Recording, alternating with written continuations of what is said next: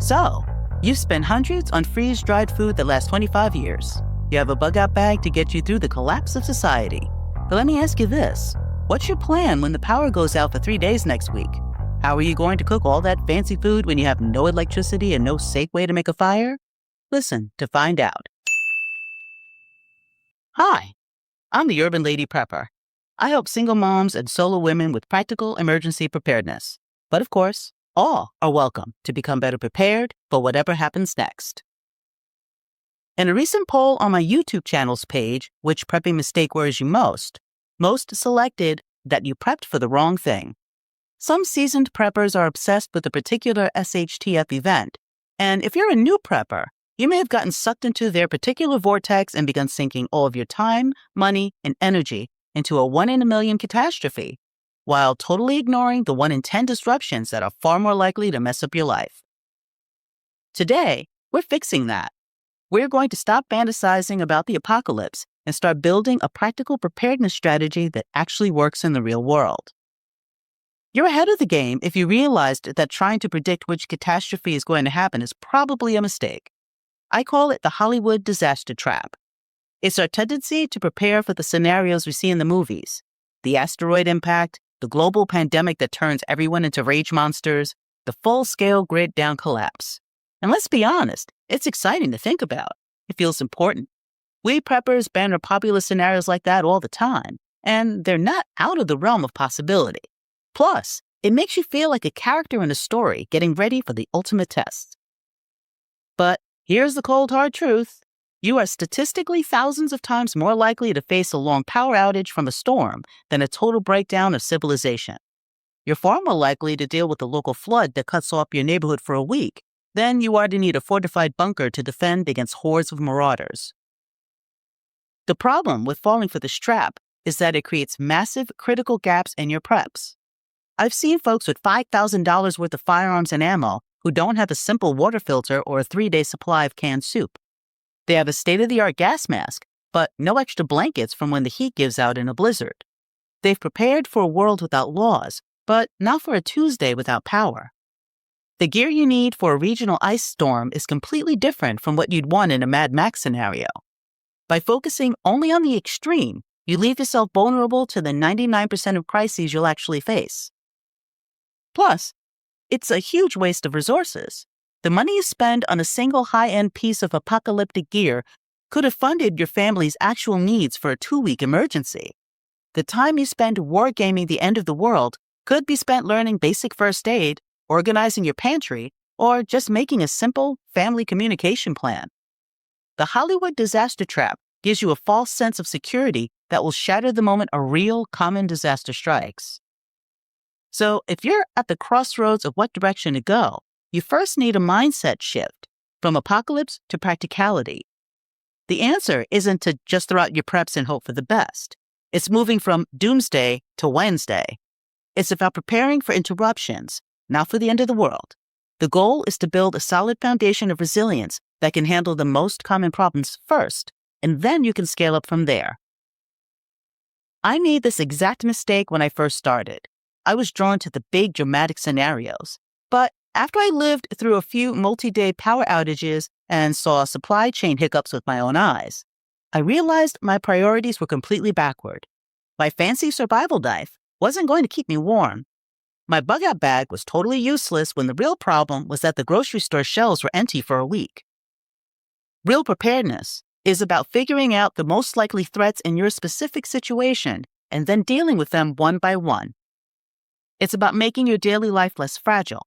Instead of one giant doomsday prep, think of it in layers. You start with the most necessary preps, the most likely events, and work your way out to the wilder, less probable stuff.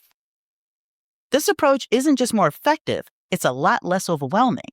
It takes the massive idea of prepping for everything and breaks it down into small, manageable steps. You're not just building a stockpile of stuff, you're building a system of personal resilience. So, if we're not prepping for zombies, what are we prepping for? Let's break down the 5 most likely types of disasters you'll actually face and the practical things you can do. Number 1, the short to medium-term power outage. This is, hands down, the most common disaster most people will ever deal with. Whether it's from a thunderstorm, a blizzard, a heat wave, or just equipment failure, you will lose power. You should have a plan for a 3 to 7 day outage. What does that look like? No lights, no fridge, no internet, no AC or heat. If you're on a well, it means no water. The fix is simple. Have flashlights and headlamps with plenty of extra batteries. Have a cooler to move your ice packs or ice from the freezer and stash your perishables. Have a way to charge your phone like a power bank or a small solar charger. Stock up on no-cook foods like protein bars, canned goods, and crackers. Evaporated or shelf-stable milk. And most importantly, have a water plan. At the bare minimum, 1 gallon per person per day. Number 2, a localized natural disaster. This one is all about where you live. If you're in Florida, it's a hurricane. In California, it's an earthquake or wildfire. In the Midwest, it could be a tornado or a nasty blizzard. You need to do a real risk assessment for your area. Don't guess. Look up the most common emergency declarations for your county as far back as you can go, especially if you're new to the area. That'll tell you what to focus on. If you're in a flood zone, your priority might be waterproof bags for important documents and a rock-solid evacuation plan. If you're in a wildfire area, it's all about creating defensible space around your home and having a go bag ready to grab at a moment's notice. I have tips for both of these scenarios in my articles on urbanladyprepper.com. I'll include links in the description. Let me pause here for a second. I want you to comment below. What is the single most likely natural disaster right where you live? A hurricane? A blizzard? A flood? Sharing this helps all of us think more critically about our own local risks. I'll read through as many as I can. Number 3, a supply chain disruption. We've all seen this happen. One piece of bad news hits and suddenly store shelves are bare. It doesn't take an apocalypse for this to happen. A trucking strike, a spike in prices, or even just a wave of public panic can wreck the just-in-time delivery system we all rely on. The pandemic should have been the real wake-up call. The solution isn't 25 years of food, it's a layered pantry. I recommend a 3-tiered approach. Tier 1, a 3-day supply of the normal food your family already eats. Tier 2, a 2 to 4 week supply of pantry staples, canned goods, pasta, rice, beans, that you regularly use and rotate. Tier 3, your longer-term food supply if you can do it and decide you need one. But focusing on the 2-week pantry is the real game changer. It protects you from temporary shortages and panic buying without breaking the bank. Number 4, a personal financial emergency. This is the SHTF event that nobody talks about, but it's one of the most common.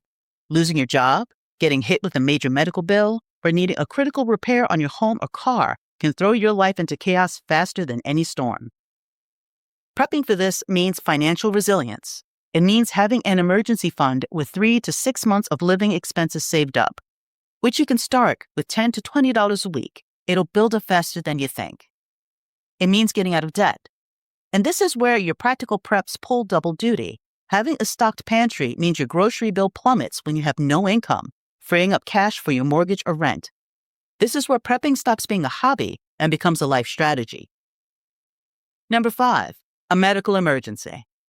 Imagine you or a family member gets a bad cut, a burn, or a broken bone, but a snowstorm blocks the roads or 911 is completely overwhelmed. Being able to act as your own first responder is a critical skill. This is more than just having a box of Band-Aids. It means having a well-stocked first aid kit with trauma supplies like tourniquets and pressure dressings. More importantly, it means getting the training to actually use them. Sign up for a first aid class. Sign up for a CPR course. In many disasters, the ability to handle medical issues at home for a day or two until help arrives can be the most important prep you have. Okay, so we figured out what to prep for.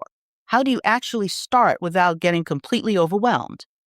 Here is your real-world action plan you can do in 3 simple, manageable stages. Stage 1, the 72-hour kit. This is your foundation. The goal here is to have everything your family needs to get by for 3 days with 0 outside help. This covers most power outages and short-term emergencies. We're talking water, no-cook food, light sources, a first aid kit, a battery-powered radio, and any essential medications. Build this kit first. It's a weekend project that will immediately put you ahead of 90% of the population. Stage 2, the 2-week bug-in plan. Once your 72-hour kit is solid, you expand. The goal now is to be able to shelter in place comfortably for 2 weeks.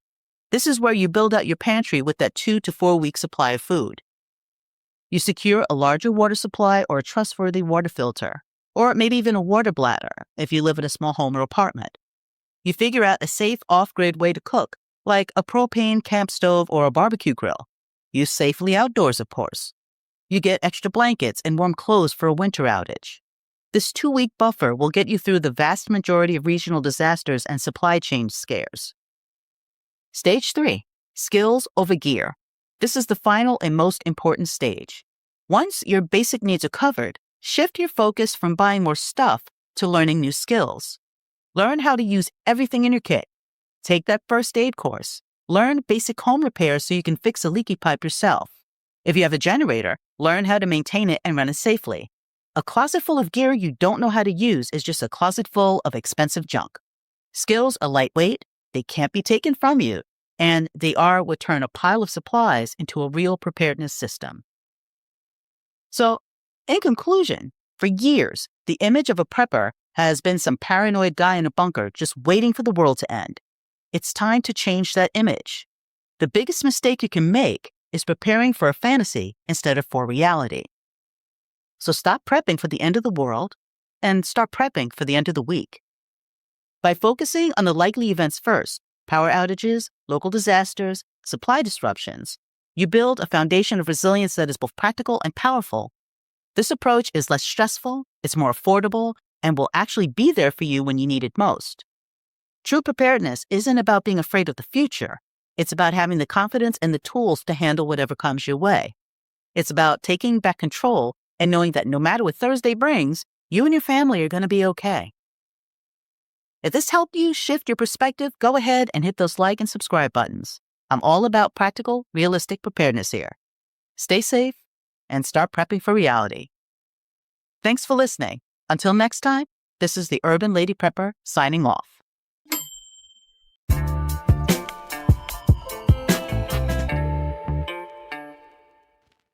I'm sure I've given you some things to think about as you go through the upcoming week.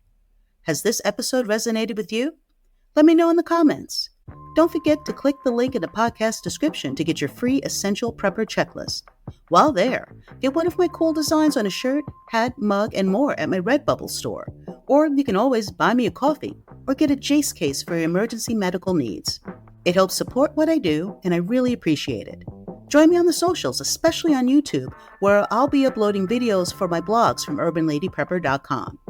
I appreciate your time with me. Stay safe, stay sharp, and be ready.